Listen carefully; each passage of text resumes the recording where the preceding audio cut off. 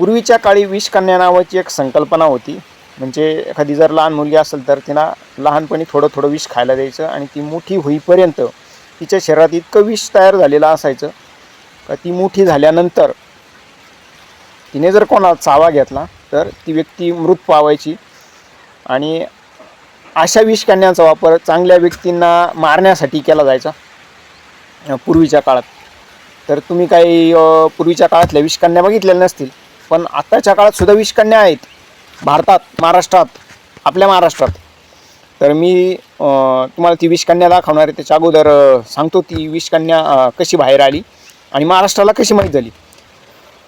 तर रोहित पवार कर्जमाफी संदर्भात पंढरपूरला आंदोलन करीत होते आणि त्या आंदोलनामध्ये ही विषकन्या अवतरली.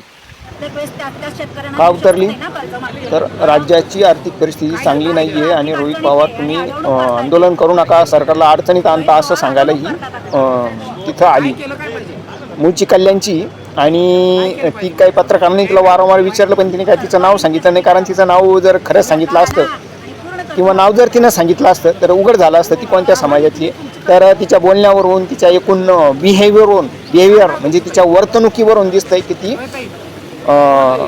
नाकातून बोलणाऱ्या समाजातली. नाकातून बोलणारा समाज म्हणजे तुम्हाला कळत नसेल तर तुम्ही कोणाला तरी विचारा नाकातून बोलणं म्हणजे काय. किंवा मग तूप आणि वरण भात खाणारे, तूप आणि वरण भात खाणारे, नाकात बोलणारे, हे समजलं असेल तुम्हाला किंवा समजून घ्या दुसऱ्या कोणाकडून. तर महाराष्ट्रात दररोज 10 शेतकऱ्यांच्या आत्महत्या होतात. शेतकऱ्यांच्या शेतमालाला योग्य भाव मिळत नाही. सरकार निर्यात बंदी, आयात अशा 100 भानगडी करून शेतकऱ्यांच्या शेतमालाचे भाव पाडतं. शेतकऱ्यांना योग्य मोबदला त्यांच्या पिकाचा मिळत नाही. त्यावेळेस ही बाई बाहेर आली नाही, परंतु कुठंतरी शेतकऱ्यांना थोडं काहीतरी मिळतंय. जे काही दिलंय ते व्यवस्थित दिलं नाही आहे सरकारनं, परंतु थोडं काहीतरी दिलंय म्हटल्यावर ह्या विषकन्याला लगेच जाग आली आणि ही विषकन्या लगेच पंढरपुरात आली. विकृत, अन्न न खाणारी.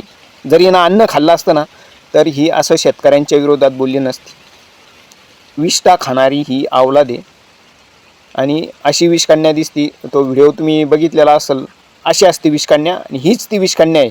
बघून घ्या व्यवस्थित.